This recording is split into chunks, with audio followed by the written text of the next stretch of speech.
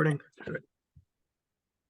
All right, welcome to Witchpolice Radio. I'm here with a guest who's been on the show in a number of different guises. You've been on some really early episodes talking about different projects, but this is actually the first time that I've had you on talking about your own kind of DIY solo project that you've been doing for years now. And it seems like we should have done this earlier because I've been listening to your tapes for since like the mid 2010s, I guess, at this point. And for some reason, we just never made this connection to do an episode about it. But I'm happy to have you on, especially given that you have a new record that just came out, a new tape. And I think the best way to start this off is if you want to just introduce yourself and just give some background on what it is you do with this project. Yeah, great to be here. First time one-on-one. Yeah. Yeah, so my name is Matthew Powers. I am the creator of Midnight Review Presents. Um, yeah, it's a DIY project that I've been doing for forever. It seems like it started as just like a creative dump that songs that didn't make it into bands I was playing with, and um, it's easy to write on your own. There's no one else giving you ideas or forcing their ideas in. So it just turned into more and more. And over the years, yeah, just the albums have come out, and it's really fun. It's just something I really enjoy doing. Well, it seems like from tape to tape that you put out, it seems like things get more and more DIY. I mean, if people haven't seen the most recent physical album you put out, I know I posted a photo of it on social media when I got it in the mail. But it's very much not just an audio project. Like there's all these visual elements, especially on this one that come with it too. So, is that something that happened consciously, where you've just kind of increased that aspect of it, or is this something that it just sort of has naturally come about over the course of doing the project? A bit of both, I guess. I mean, it's naturally come about in its own way that I'm not trying to force anything or any idea or thing like that. All the albums have just kind of come super organically, and the themes kind of present themselves as the songs are being written, or like this most recent one was completely written in like one big spurt of creativity over the December holidays last year.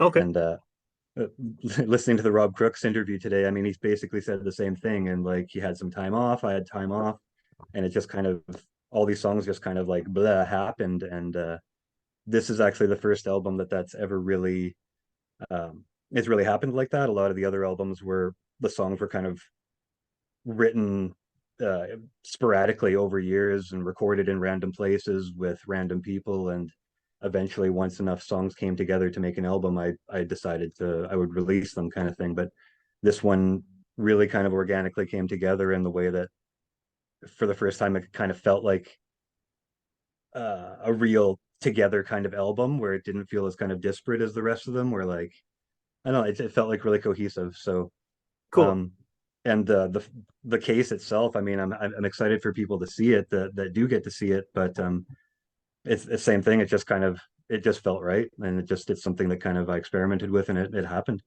So I like how there's literally a challenge to get actually access the tape inside the case, which was kind of cool. At first, I was Yeah, I looking at it mean, like there's got to be a trick here, but no, you have to actually carefully or not untangle the various tentacly like wires to yeah. like I was saying to you, I'm excited to see how everybody kind of deals with it, because I wanted to, with the physical release, I really wanted to make people feel something with it, like make uh whatever that might be. Like I wanted to gross people out with it. I wanted to challenge people with it. I wanted to make people feel excited about holding a physical product in their hand again, and like what to do with it. And you were careful with it, I'm gathering, but Yeah. I want to because I want to keep as much of it intact. But I mean, you're right. Someone could just take it and just rip right into it and yeah. get to it that way. Or some people, I mean, we're in an era now where people don't necessarily buy physical copies because they want to listen to them physically. They buy them to support or as like collector items, and then they listen online. So yeah, I guess there's not really a given way that people are going to consume it at this point in time. No, and I mean, when you buy it on Bandcamp, even when you buy the physical copy, you get digital downloads. So I mean, if that's how you want to do it, and you get this bizarre thing in the mail, and you're like, I'm not gonna deal with this. Like it's just gonna go on the shelf or whatever. But then you got your digital copy. But I actually put the digital download code inside the tape as well. So I mean, you still would have to You have to break into physically it, yeah. get into it if that's the route you're gonna go. Yeah, yeah, I like that. I like that. So, what you were just saying a few minutes ago about sort of having the time to do this as one big cohesive project. It seems like, especially on the first couple of tapes you did with Midnight Review Presents, it seems like those, at least in the way that they were, even just looking at the covers. I mean, you have all the names of all these collaborators, and I know you have people you worked with on this one who are credited on the tape. But it seems like those first few were a lot more group efforts of your songs, whereas maybe the last one and this one seem to be more sort of your own thing. Is that accurate, or are they all been as collaborative as each other? I mean, I really like the collaborative part of it where I can take the songs where I feel to the best of my abilities to take them. And then I've always been really lucky to know a lot of really talented people and play with a lot of talented people. So to then be able to take one of the songs and say, hey, could you do a guitar solo on it or something like an actual Right. guitar solo or proper keys or, proper anything where it's not just me mashing around on it or whatever. But a lot of the songs I took them to as far as I could. So yeah, I mean, if I felt they were done at that point, then I didn't necessarily ask anybody um, to come on and help me with it. But it's always been a great option to be able to do that. But this one was a little bit less in just the sense that I reached out a whole lot on Ghoulish and I got a lot of really really great help with it. But it in its own way, it slowed the project down and it kind of bogged it down where I was waiting for people to come to me with things, and Sure.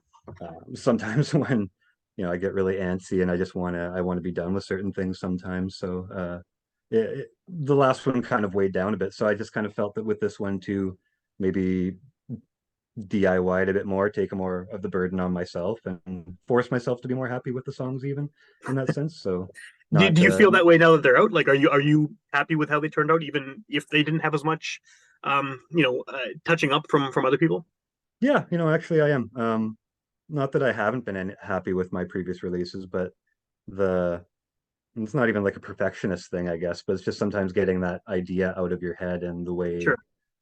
the way it comes out. Sometimes you're 99% happy with, but sometimes you listen back to that and that 1% just always kind of gets to you. But this one I'm really really happy with it. I'm super happy with the way it came out.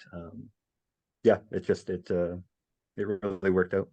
Well, among your people who you did collaborate with on this one is the famous Sandhogs, which I thought was very Hmm. cool because that's another person making local music that is kind of this mysterious, also very DIY sort of thing, and very productive too. I mean, like that guy Oh puts out man, so many tapes and CDs and online stuff. It's nuts. How did you? prolific. What was the? I guess what was the reason for connecting with the Sandhogs for this one? Um, I mean, I he played on the last one as That's well. right. Yeah, yeah. He did lyrics for a song called "The Moral Special." Um, I mean, I originally contacted them through your podcast. I listened to the episode, and I have a habit of reaching out to some of the bands that the interviews are great, the music's great. Like I like to say hi, and I do like to collaborate with people. So I'm always kind of throwing that out there that hey, if you're ever looking for this, you're ever looking for that. Um, and he was just really kind of receptive from the beginning. So we've been chatting a lot, and um, he he has such a fantastic kind of like storytelling, songwriting kind of style. Definitely, definitely. Um, so a couple of these songs that I've asked him to help out with are maybe like they had more verses than I was like willing to tackle myself, and I hate writing lyrics. So for someone as prolific as the Sandhogs, and like I said from the start, they've been really receptive as far as like wanting to collaborate on things. So yeah, I'll keep collaborating with them as long as they're willing to keep helping me out. Yeah, yeah. Everything that I've asked him to help out with and he's come back with has been pure gold, and I've just been so happy with it. How is it that not to dwell on the Sandhogs too long because that could be its own episode again. It No, probably will no, be I at mean some point. let's talk But about but them as but but much. like working, how is it working with someone who a large part of sort of the whole Sandhog's personality is the mystery behind it, right? Hmm. And then obviously you're putting these tapes together with contributions from other people and you're doing a lot of it on your own. But how do you work with someone who is essentially this mysterious figure, who this Jandek like figure who most people don't really know who he is personally, and that's kind of part of the whole appeal.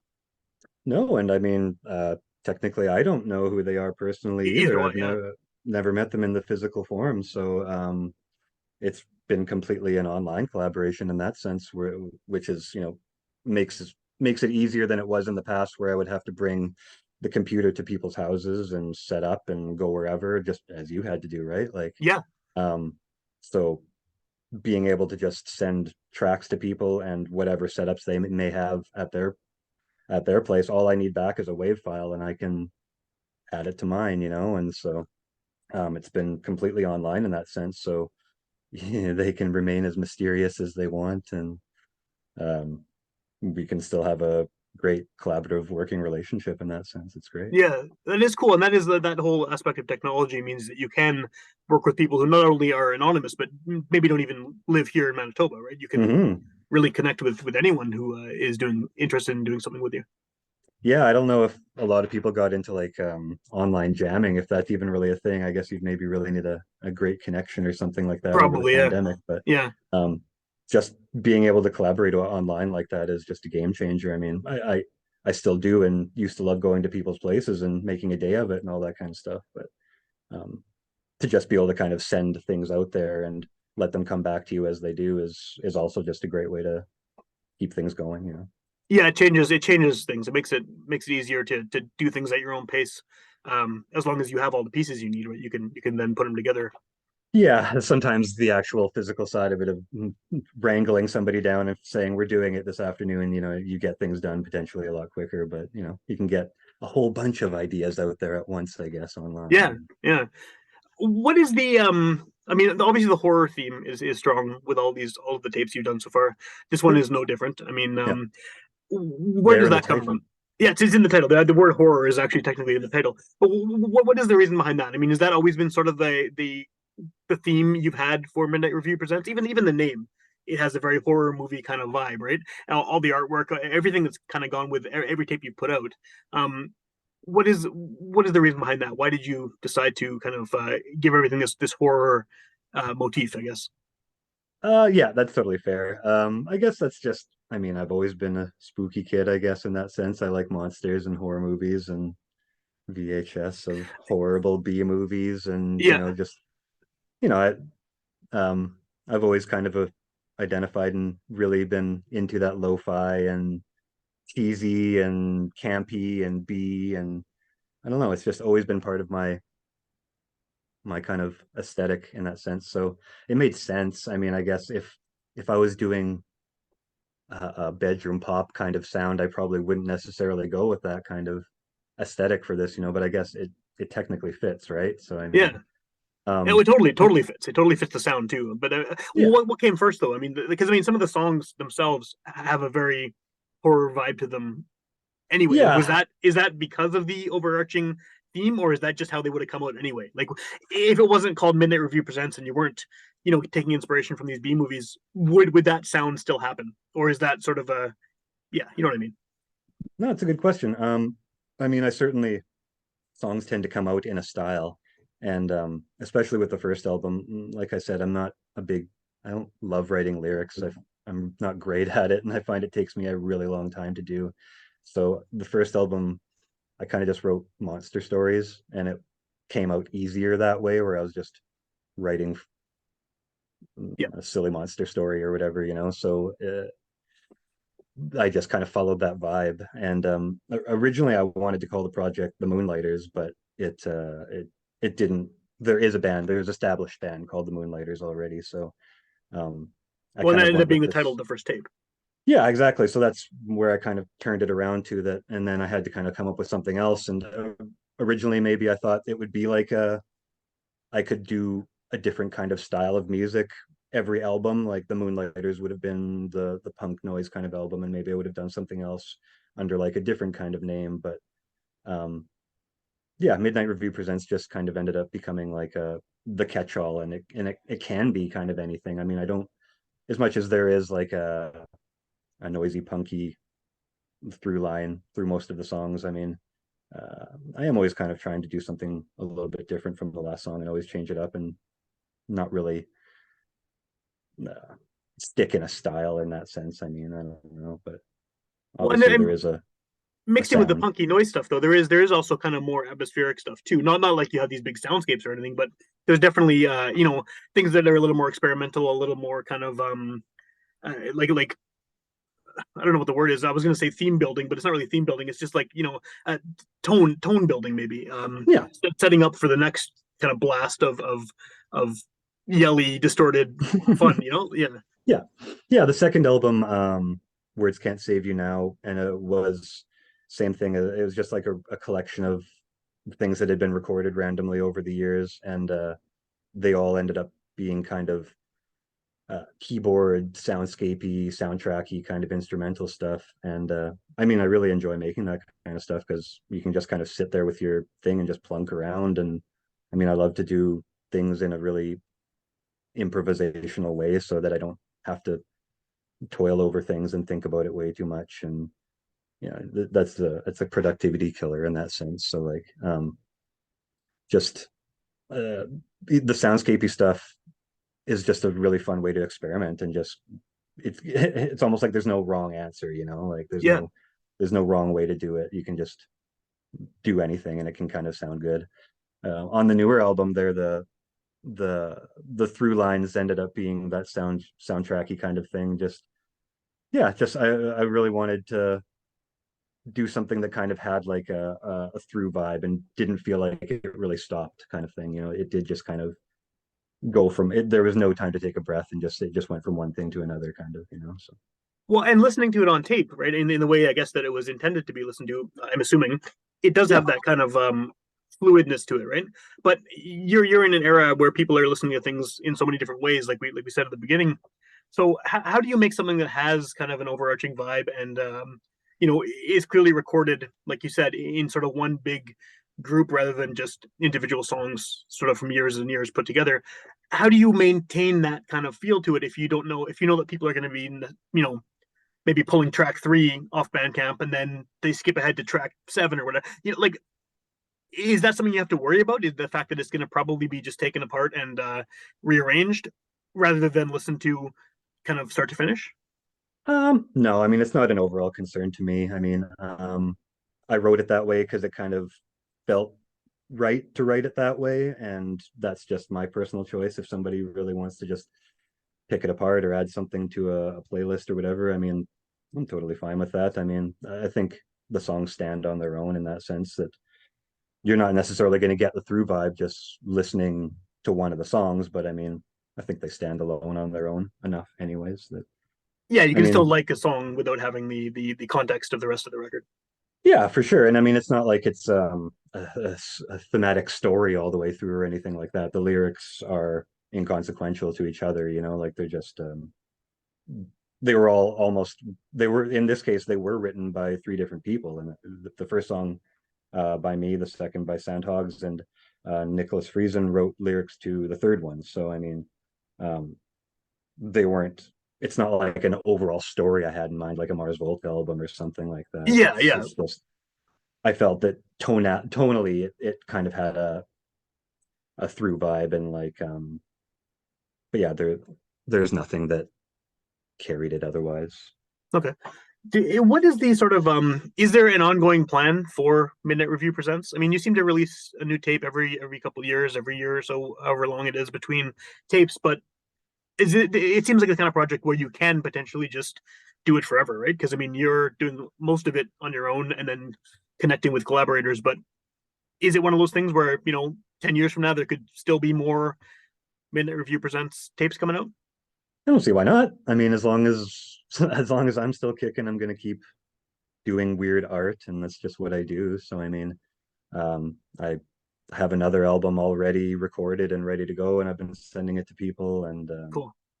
no, I see no need to stop. It's just something that I can't stop even, you know. I mean, um, if I had all the time in the world, I would I would do a lot more recording, but with kids and work and the pressures of life and all that kind of stuff, you know, you only get so much time. Yeah, of course. Um, Yeah, I know exactly what you mean. Yeah. but yeah, I mean, there were longer years in between the first couple albums because I was still playing in bands, and that's not happening as much these days. So I do have more time for other things, but yeah, I mean, I'm always going to keep doing this. It's a compulsion. Yeah, I have to keep doing it. I can't stop. Yeah, no, I feel the same way about this show that I do. Like I'm so going so far now that it's too late. It's too late to back out. It's already No kidding. it's gonna Well, keep happening forever. I know the feeling for sure. I mean, obviously, it would be great to be able to be compensated for the work we do, right? In the sense that, like, if this could be your main job, I'm sure you would be all Yeah, it about would be that, right? amazing. Yeah, and I'm sure you as well. I mean, if you could do, Yeah, yeah, midnight review as a full time gig, that'd be incredible. Yeah, even any sort of just artistic pursuit. And I mean, like, my day job is artistic and creative enough. I get to work in a warehouse where I build props and I get yeah. to design things and be creative in that sense. But um, yeah, I mean, I've always done stuff like Midnight Review, or painted or done random things, or tried to do video work, and um, just I can't stop creating in that sense. So whatever form it comes out in, it's going to come out, and whether it's under the Midnight Review umbrella or if it's just something Something else. else.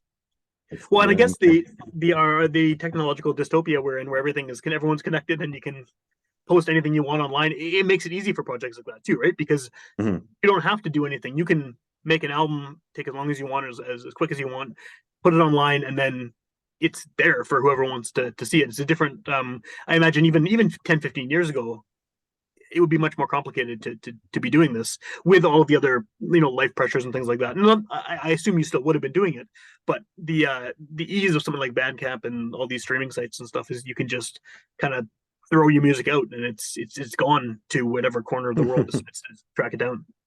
Yeah, I mean, it's exciting that once it's online, anybody can potentially hear it, right? I mean, it, maybe it's a bit of like screaming into the void at this point. Like, there's just so much out there, right? That I mean, where you're making a dent is kind of, it is what it is. But I mean, like, I've met a lot of really cool people doing this in the city, and um, that's that's really more important to me, is just forming these sort of collaborative relationships that that I can keep continuing to do this kind of stuff, and meeting the right people that have the same kind of intentions and interest in those sorts of things. And Yeah, um, yeah, I mean, what could you do in the past, right? Like, put out an album and then try and get it into HMV or like CD Plus or something like that. I mean, like, now especially if you're not playing the shows, right? I mean, this isn't yeah. the type of project where you're out there gigging once a week or whatever Hmm. because it's not that type of project. So yeah, that would have been a lot more complicated. Yeah, I mean, just being able to throw it up online, and I mean, I didn't roll this one out in any way. I just, I was finally done it, and I was like, okay, it's done, out, release, done. Yeah, So I mean, I've in past projects, in this one and in other bands, you do the whole 2 months lead up, and then you do like the single drop, and then you do all that other stuff, and then you go on tour, and then you do the CD release, and et cetera, et cetera. And like, yeah, I mean, not with this project, which like is freeing in its own way. And but I'd love to get it on stage at some point, sometime, before I'm too old to ever do that, like, yeah. That but was kind of my next question is like, how much work would it entail to make this to play one of these albums? I mean, whether it's the current one or one of the previous ones or whatever, like in hmm. its entirety on stage, how many people would you need to pull something like that off? It would vary on song by song, I I guess. guess, yeah, yeah. After Sit Down Tracy broke up, Janelle and I, we did start the band. We The Midnight Review band. Midnight Review presents. We got Roger Arsenault to play bass, and I was searching for a drummer to fill the spot. And Which is weird. I I mean, know. seeing as like you're best known as a drummer, I think to most people. That's my thing, but I didn't want to do like some Levon Helm drum sing thing. That didn't. Uh, People said do that, but I just didn't feel that was the thing. So I was playing guitar and singing and doing some keys, and yeah, I had a really hard time finding a drummer until that's how I actually met David Dobbs. And then we just kind of moved on with Vampires. But Yeah, yeah, Janelle got burnt out after. playing music for so many years, and Roger was starting to feel the same way, and it just didn't feel like it was naturally gonna just fall into place. It wasn't really working out. So, Vampires came along, and that was great. That was really fun. We did a lot of great stuff. And I guess now I have kids, and uh, this is post-pandemic where nobody had really played shows even in so long, and For sure, yeah. It's been such a weird yeah, time for anything creative. oh for sure. But I mean, yeah, it would be a real dream to just get it on stage one day, and could do it with 5 people. Just would the people would have to be comfortable with playing keys one song and then smacking a metal bowl with a stick the next song, and people's jobs would wildly vary from song to song. I think it'd be really fun though to try and recreate some of these things because they were created so um, improv and pieced out in a basement alone by myself for the most part. So it's Yeah, when we were jamming, it was really fun actually hearing them out loud and hearing other people play the parts all at once. It was neat. it'd be cool to see that live too. I think just the spectacle of people jumping around from instrument to instrument and noisemaker to noisemaker, it'd be cool.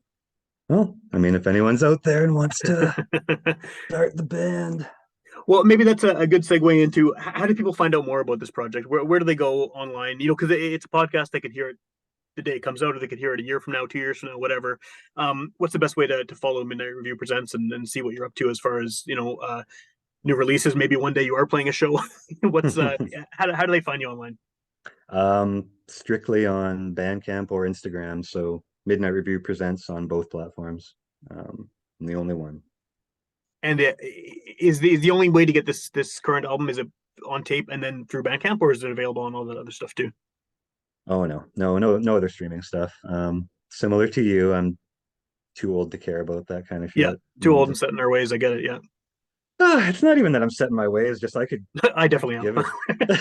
a I could give a crap about supporting Spotify in that sense. I mean, like it means nothing to me to get on there to pay monthly to support that sort of thing. I mean, maybe it's more of a matter of principles even than just like being against the sort of digital tide like that. But Yeah, yeah. Well, I mean, that's a perfectly valid reason not to do it too, right?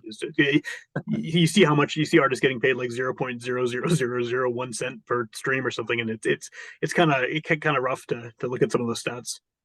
oh, for sure, yeah. I mean, even just I mean, it's the treatment of artists for the service. That's kind of across the board, right? Though I mean, that's even like a playing live problem in that sense too. Totally. So Yeah, yeah. Again, they were in a dystopian future, and we can't escape.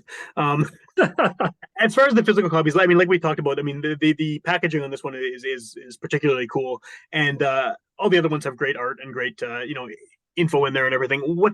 Are any of those available? Like I know this current one, obviously you made tapes, but are there still copies of the other tapes floating around that people can reach out to you if they want to pick up? yeah, for sure. They're all available on Bandcamp to buy, so I can ship them out or um, deliver them around the city. But yeah, the all the way back to the first one, there's only a handful of copies of the Moonlighters left on cassette. No more CDs of that. Um, Words Can't Save You Now. I still have cassettes of that. Same with Ghoulish, cassettes of that. Um, Cassettes are just uh, they're almost on par with CDs now to make. They used to be the cheaper option to make, and now not so much anymore. But I still love cassettes because they're So do I. awesome. Yeah, it's just something about them, especially DIY cassettes from local people. It's just it's when you put the effort into it too, like with the packaging on this one and stuff too. It's nice to see this kind of like handmade, super DIY, super like lo-fi, all of that stuff, all those great punk rock things that I think the internet has sort of made people forget about a lot of the time. It's nice to see that happening again in real life. Well, thank you. Yeah, I mean, I really tried to put the effort into the physical copy this time because it's lacking these days, and not for like necessarily for want of it even, like there some people want it. You're one of the few people out there I feel like that is still really interested in the physical copy where like you said, just the different generation just isn't, and they never had that. They never it's hard to it's hard to want something that you've never really experienced before in that sense, like Especially when you've um experienced the touch of a button, you get whatever you want immediately beamed into your head, right? So yeah, yeah, and that's even kind of like the physical aspect of this was that like it's the exact opposite of touching a button to get what you want, you know, like You you have said, to, untie it. you Yeah, have to remove it, you have to rip it apart, cut it open, do whatever, you know, like and Patrick Michaelishan, who played some synth on this, like he even pointed out that it doesn't fit on your cassette rack even it sure properly, doesn't. so it's just a big dumb thing that you have to fit, you know, put on top or hang off to the side or do whatever. But like, um, I really wanted to do something physical with this physical thing, you know, like I wanted it to have some weight out there. I wanted people to feel something, you know. I think I achieved that. I think so too. Yeah, definitely, definitely.